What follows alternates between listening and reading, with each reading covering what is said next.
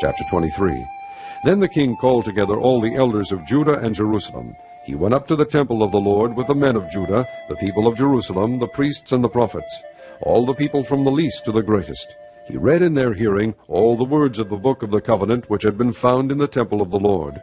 The king stood by the pillar and renewed the covenant in the presence of the Lord, to follow the Lord and keep his commands, regulations, and decrees with all his heart and all his soul, thus confirming the words of the covenant written in this book. Then all the people pledged themselves to the covenant. The king ordered Hilkiah the high priest, the priests next in rank, and the doorkeepers to remove from the temple of the Lord all the articles made for Baal and Asherah and all the starry hosts.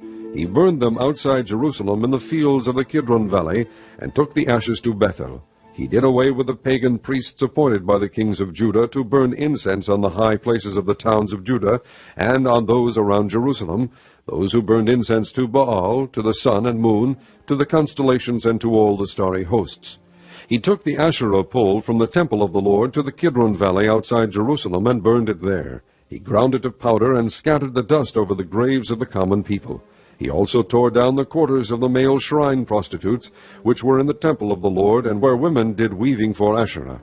Josiah brought all the priests from the towns of Judah, and desecrated the high places, from Geba to Beersheba, where the priests had burned incense.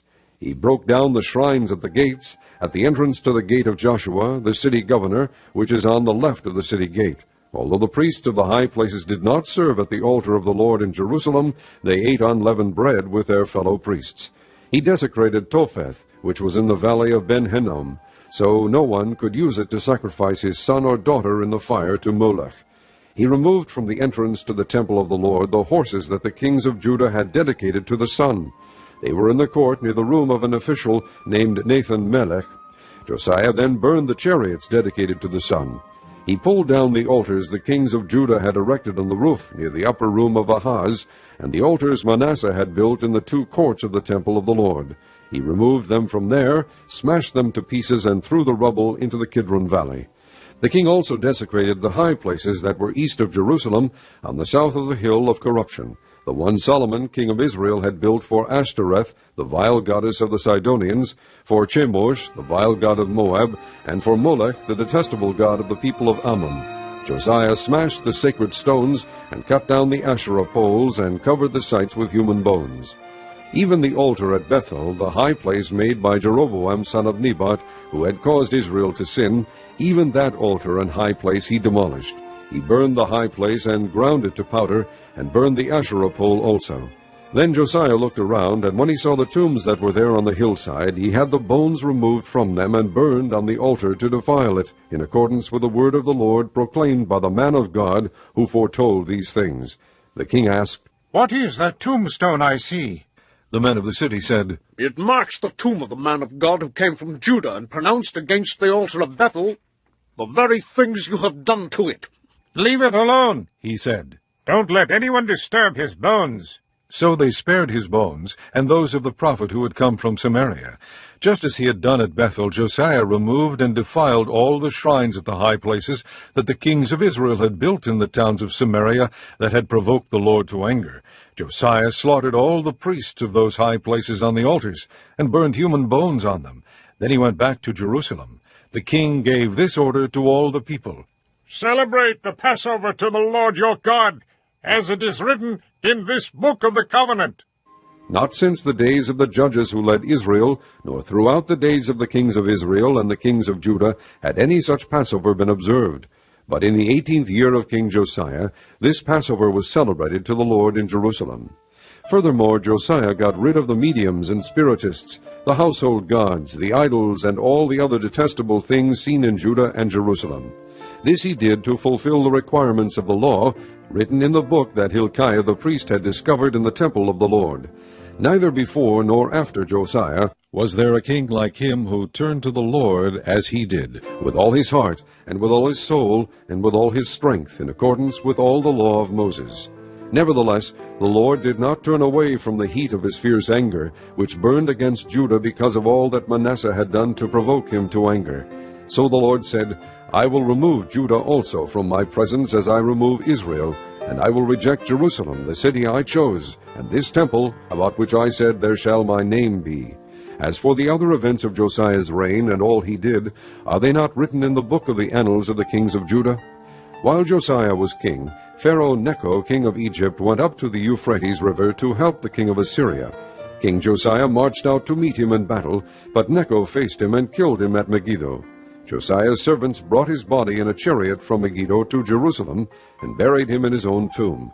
And the people of the land took Jehoahaz son of Josiah, and anointed him and made him king in place of his father. Jehoahaz was 23 years old when he became king, and he reigned in Jerusalem 3 months. His mother's name was Hamutal, daughter of Jeremiah. She was from Libnah. He did evil in the eyes of the Lord, just as his fathers had done. Pharaoh Necho put him in chains at Riblah in the land of Hamath, so that he might not reign in Jerusalem. And he imposed on Judah a levy of 100 talents of silver and a talent of gold. Pharaoh Necho made Eliakim son of Josiah king in place of his father Josiah, and changed Eliakim's name to Jehoiakim. But he took Jehoahaz and carried him off to Egypt, and there he died. Jehoiakim paid Pharaoh Necho the silver and gold he demanded. In order to do so, he taxed the land and exacted the silver and gold from the people of the land according to their assessments. Jehoiakim was 25 years old when he became king, and he reigned in Jerusalem 11 years. His mother's name was Zebedah, daughter of Pedaiah.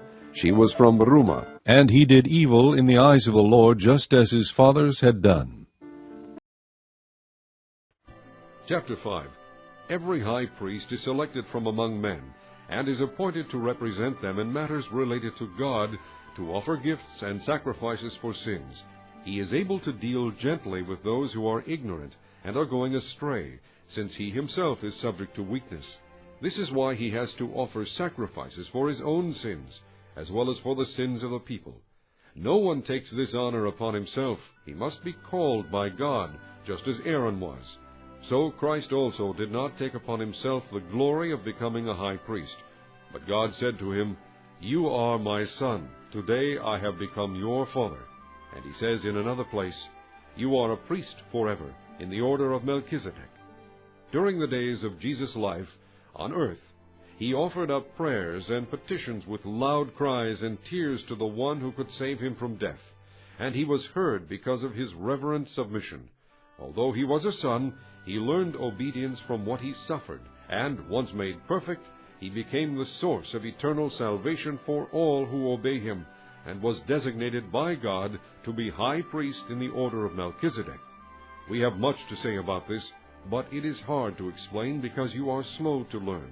In fact, though by this time you ought to be teachers, you need someone to teach you the elementary truths of God's Word all over again. You need milk, not solid food. Anyone who lives on milk, being still an infant, is not acquainted with the teaching about righteousness. But solid food is for the mature, who by constant use have trained themselves to distinguish good from evil. Chapter 2. Blow the trumpet in Zion, sound the alarm on my holy hill. Let all who live in the land tremble, for the day of the Lord is coming.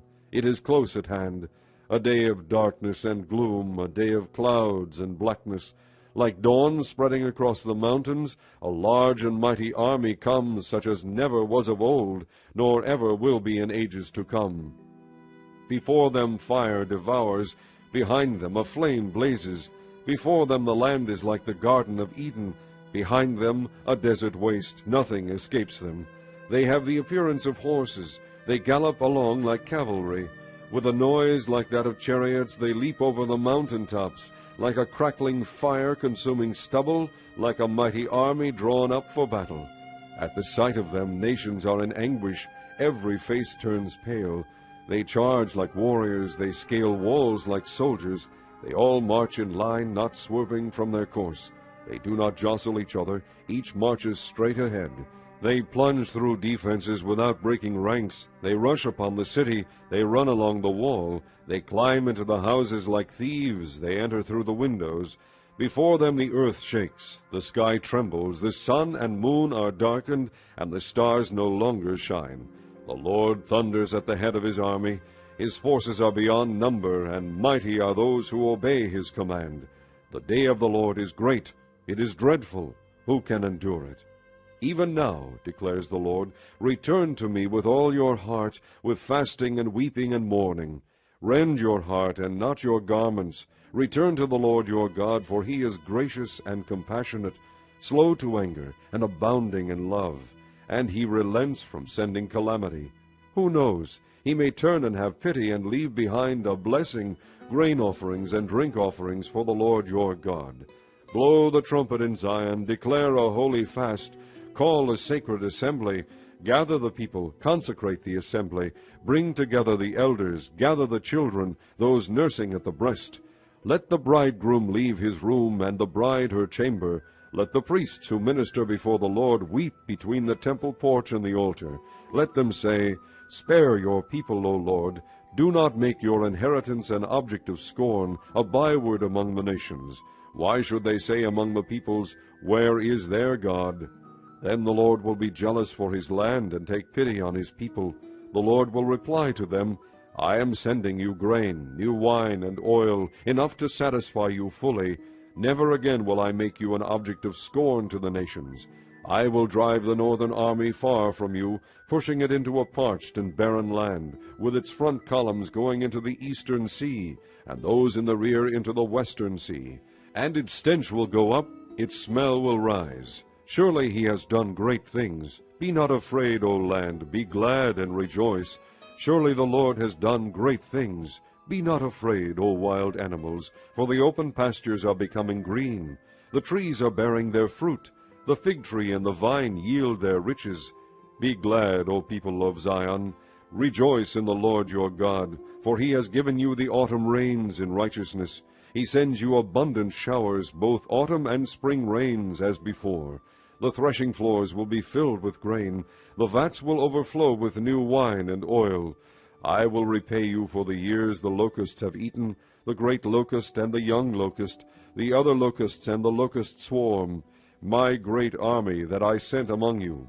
You will have plenty to eat until you are full, and you will praise the name of the Lord your God, who has worked wonders for you.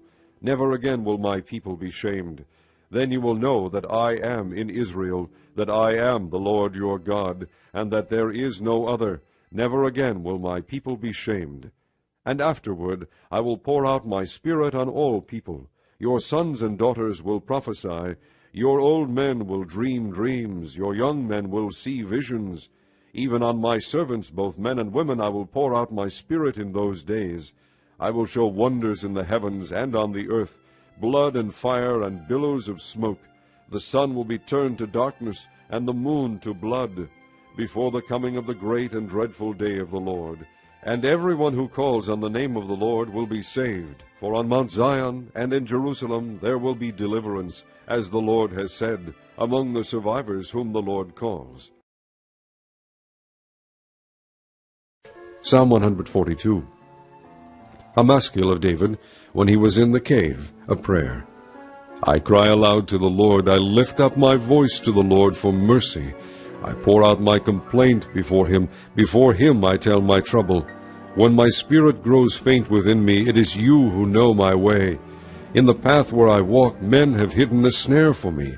Look to my right and see, no one is concerned for me. I have no refuge, no one cares for my life.